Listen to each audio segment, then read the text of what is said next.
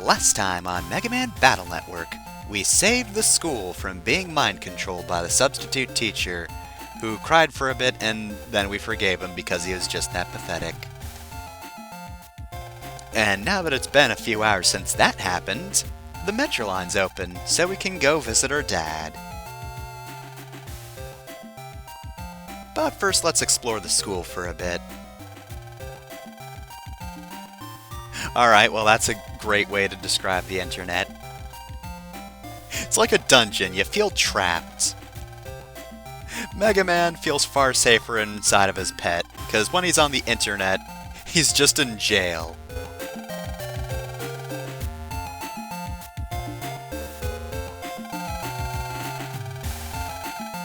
Yeah, I guess so. It's always a good thing when you don't get school jacked. Alright, let's challenge Dexs to a net battle, except we can't. Still chickening out. But there's a reason for that, actually, which we'll see in this episode.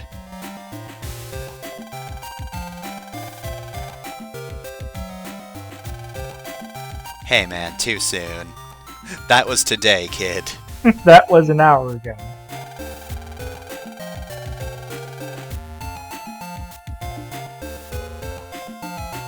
Alright, so the other classrooms have opened up, but I don't think we'll be looking at those yet. We probably will later, even though those classrooms are for babies, but we also have a new little area here. Oh, well, mysterious groups. Always trustworthy. Anyway. Who the fuck has a statue of the school's principal out in the front? Oh hey, there's a jack in port for maintenance. Jack in MegaMan.EXE transmit! Here we go! Time to steal a car. Alright, so we're in the teacher's car. What can I get? Good for you, Mr. Prague.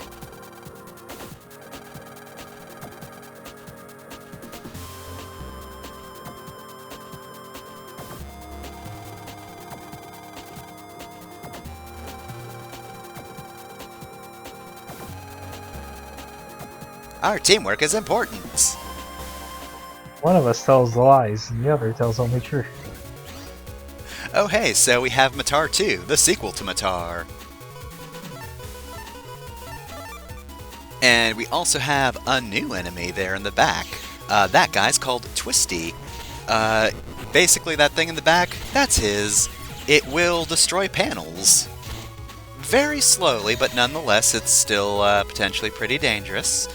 So we're just going to shoot him a whole lot before he can get to us. It does track you somewhat. You probably won't notice because it travels so slowly. But we get the item Remo bit, which is, you know, the same thing, but we can do it to the enemies. Nice. And we get an HP memory. Which I think we've gotten an HP memory before, but if we haven't, that gives you more HP. Simple enough. It is something I like about this battle system, is that a lot of your powers are just the thing the enemy can do, you can do it. Yeah, it's like a really good way to adapt the standard Mega Man gameplay to an RPG. Is just, hey, let's put it in a collectible card. I mean, chip. Like, even more so, because it's just the random enemies and not only the bosses. Yep. I mean, that's just his portrait. He always looks like that. Uh-oh, looks like the trains aren't running. It's opening day, and the subway's not going. That's not good. Also, uh-oh, the trash can looks scared. Yeah, I'm glad you noticed the excellent trash can. Oh, look at this trash can. It's so good! So yeah, it just recycles paper. It just looks like that. Oh! He's holding its hand up to its mouth, too. It really does look like it's in shock. Please, God, put magazines in me! Also, what are these pictures on the walls, too? Because you've got the two really cartoony ones on either side, and then there's a slightly more realistic-looking dog. And then there's, I guess, Mario and Luigi in, like, a car or something, or like one of the, oh shoot, what's the suspended cars? Cable car? Cable car, yeah. Except Mario's hand is real big, and Luigi's just like, "We have an airplane." Unfortunately, they don't have specific dialogue attached to them. I really want to know what that one to the left of the dog is, because I can't even understand it. Yeah, I want a description of the Milk Kid poster. I don't know what that's about. Alright, so there's been a landslide, and the program is acting up, so they can't clear the landslide, but thankfully we can just access the Metroline computer from the internet in general, so I guess we'll go into the internet now. Here I go. Alright, so this time around we'll be taking a slightly different path. Not by much, but we're certainly not going through the skull barrier. Got another Met Guard. First, though, there's actually something hidden over here. You probably can't see it, but it's Fireman V2! Surprise! So, after you beat a boss enemy, they will be somewhere on the internet. If you walk over a certain panel, then you'll fight version 2 of the boss. They're a little bit better. Their main upgrade is pretty much just more HP, but they also do a bit more damage as well, which we're not really going to notice. Sometimes I think they have new attacks. Like that, I'm pretty sure would have been new, but the panel was gone, so we didn't get to see it. Fireman's not too much harder, so it's not a huge deal that we're fighting him again. Also, this seems like a really useful move, the Remo bit. Yeah, it's pretty good. Sometimes there are enemies that, aren't ground-based, or they don't move in quite a pattern that would really be affected, but for Fireman it's definitely effective because he moves all over the place. Ah, there we go. That's the move. He has a tracking fire move now. It's also pretty fast, so it's not a bad move for him to use, but not quite good enough. I can also see the room of it being frustrating if you are trying to have control over your attacks, because it's set it and forget it.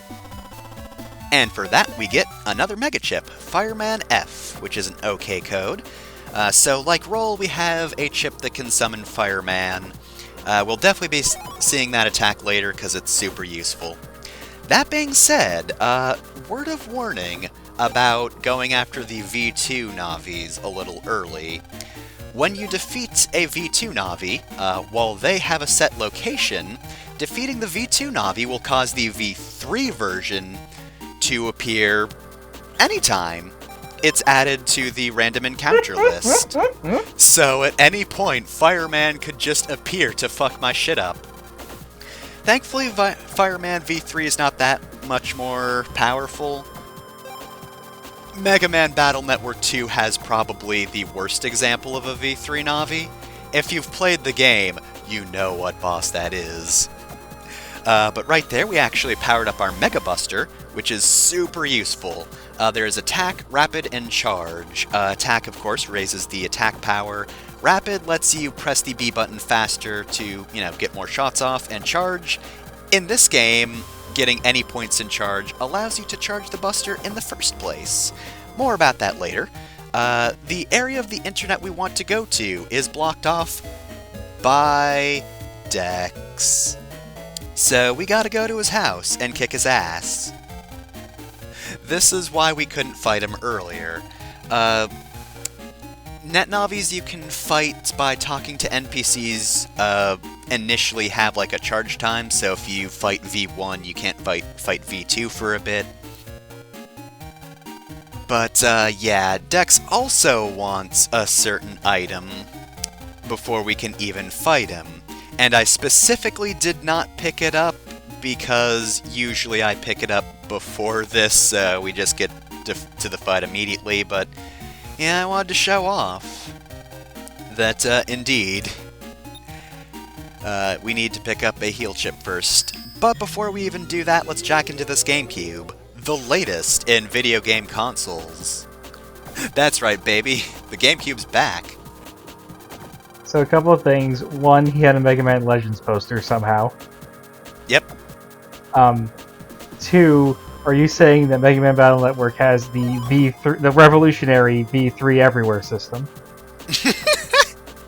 Yes. Because I was just thinking, like, how that'd be really funny in any other game where you refight a boss and then it just shows up randomly to kick your ass. Then I remember Yakuza did that. Yep. That's just Mashima. Alright, I can't imagine this will be terribly useful, but, yeah, here's this guy. Ghosty 2, the sequel to Ghosty. That's just gonna be my joke every time. Of course, or sorry, not Ghosty, Spooky. Completely different name. But yeah, of course, pretty much the same deal as Spooky 1, but they're faster, they've got more HP. And also, one thing that we've not really been able to see about them is the fact that they can actually heal, which kinda sucks. We get Invis 2, which is just, you know, invincibility period, but it lasts for longer. But yeah, if you do damage to them or any other virus that happens to be in a fight, they can just heal them. I think they could only do it once, though. It's sort of like a battle chip. In later games, enemies can definitely use battle chips, but like, it'll actually appear over their heads so you know what they can do. Or at least how many times they can do it. Also, that fucking face with the text box, I'll get you.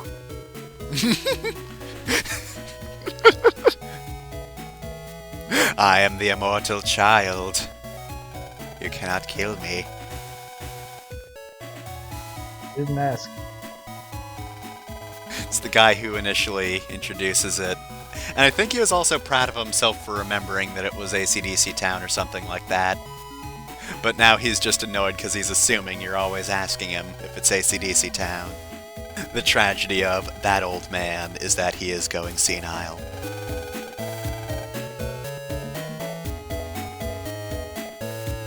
So anyway, here's Yai's mansion. And if you're wondering, yes, I'm pretty sure that's Data, so another Mega Man Legends reference. Oh, I didn't even see him.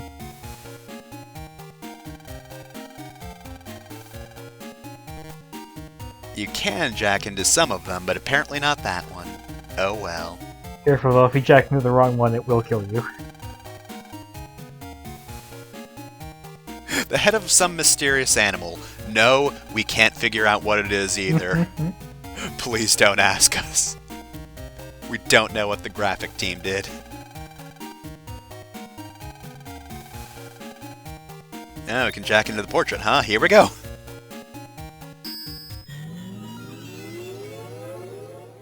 So, if you're wondering, this is Yai's PC, and it sure is weird. But yeah, I don't really want to go through there again, because that's an annoying PC to get through. Also, weird as hell that Yai just logs into the internet through her own portraits. Which doesn't even look like her portrait. I'm not sure what the text box is on about. We can also jack into the phone, which of course isn't her PC, so time to get some items. I don't know what the legality of data is, but you know what? I'm just gonna access the mystery data. Nobody's stopped me yet, and nobody will stop me.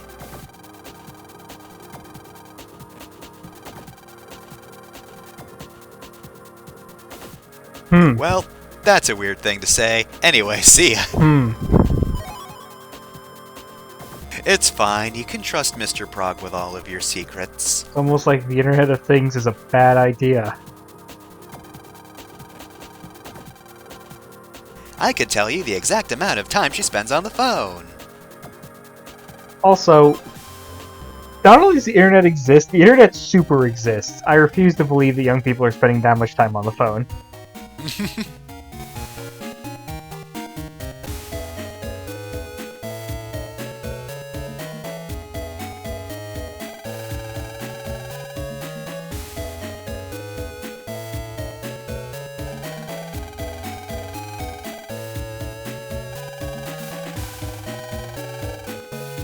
Well, I super don't have a fire tower, but I'll pretend to keep you in mind. Actually, Dino Wave is a pretty good chip, so you might want to keep that one in mind when you do get a fire tower.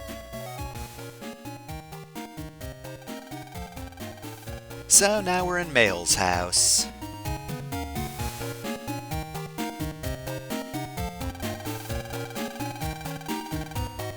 But would it be rude to jack into their refrigerator? That's the question. It would be extremely rude. But what if they have an HP memory in their fridge? It doesn't have a jack-in port. What? Well, at least we can go into the piano. At least the piano is Wi-Fi capable. Gotta download that sheet music. Alright, so this is where we want to go for the thing Dexs wants. There is a set location for the mystery data, or the item rather, in the mystery data. Anyway, so yeah, this right here, Recover 50L. Fun fact, that mystery data will actually respawn. However, if you already have a Recover 50L, you can't decipher the mystery data, so you can't pick it up again. A few of the, like, friend NPC characters' PCs have items like that. So you just have a source of chips you can go to, which is a weird decision because they're a little bit out of the way, and they're otherwise not that valuable. I mean, Recover 50L's okay, but, like, I'm not going out of my way for it. No, I will not say fuck. I will not say fuck in a Cerbot's voice. Oh, we should mess with him to get Ironicus's voice coming out. Y'all better believe it. Oh, and another HP memory, nice. I should mention, HP memories make your HP go up by 20. You're gonna need it. So yeah, just yet another Legends reference with the Servbots. Alright, and that's it for now. Oh. Hold on, small child walking in my general area. Dexs emailed me because apparently he just knows that I picked up Recover 50L. So yeah, you would get that message out of the blue if you already went to Mail's PC and got Recover 50. And then you'd get here and be like, give me that chip, and you'd be like, why? Why do you want that?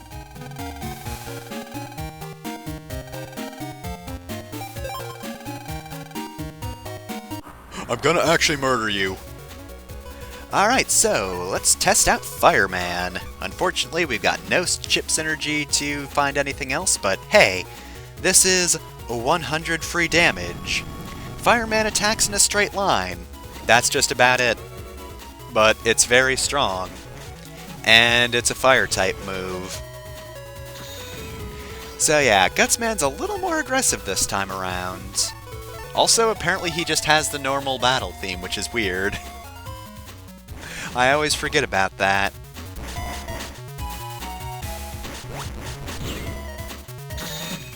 I love it when he tries to use that move on a broken panel. It just does nothing. Alright, time to ruin this man's entire career. Eventually. Actually, to be fair, Remobit is a little bit risky to use, just because of the way he attacks. Because notice, Remobit spawns an enemy. So, if the enemy destroys the Remobit, then the attack ends. That is the risk of moves like this that, like, spawn in something, but... See, he punched it. He had enough of that, but it was too late. So yeah, bit of a risk to that move, but definitely worth it, as you can see.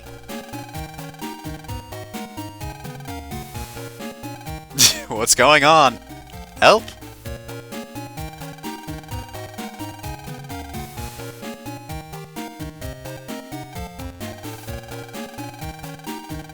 Sure, yeah.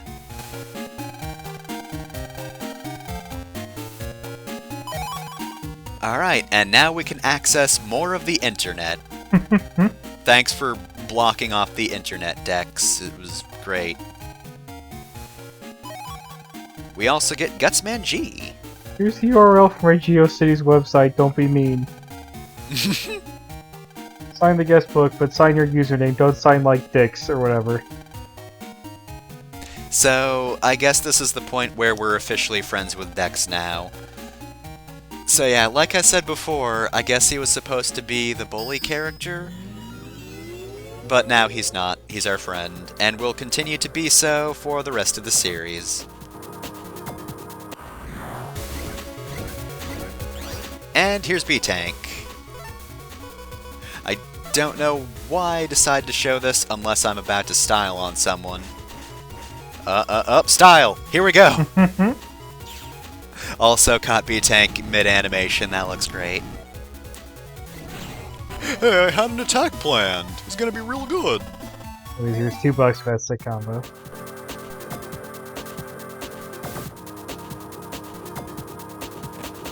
Alright, so this is Dexs PC, we got @Dexs, so once we leave and enter this PC through the internet, we can make a shortcut. And we also got X Panel 3, which means we can wipe out 3 of the enemy's panels. That's a pretty good one.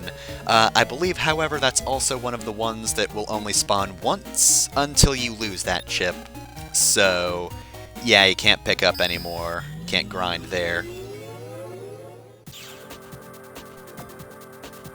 So unfortunately this game is really awkward in how the PC shortcuts work, because you need to enter the terminal, and that'll create the shortcut so you access it, but like, if you enter the PC, you can't get to the rest of the internet from there until you actually create the link. It's really kind of awkward. And it also means that we have to trek all the way to Dex's section of the internet before we can actually create the shortcut. Which sucks because Dexs has, like, the best position in, like, of the AC/DC characters. His is located right next to Internet 2, the sequel to Internet.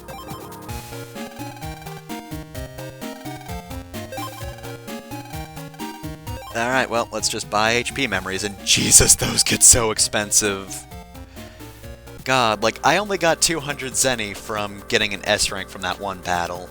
Obviously, later battles give us more money, but still, for the time being, man, stuff is expensive. I know you were joking, but I think Internet 2.0 is a real thing. Oh yeah, but in this context, it just means Internet Section 2. Okay. Which, again, Dexs just locked off somehow. Thanks, Dexs. Oh yeah, the Metro line, that's what we were doing. I'd completely forgotten. Very proactive for a grade schooler.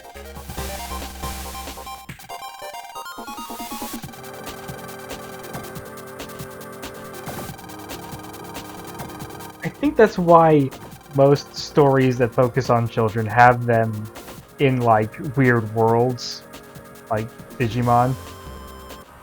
Yeah, so their actions make sense. Yeah, they have to be away from help, because otherwise it's just, why is no one helping?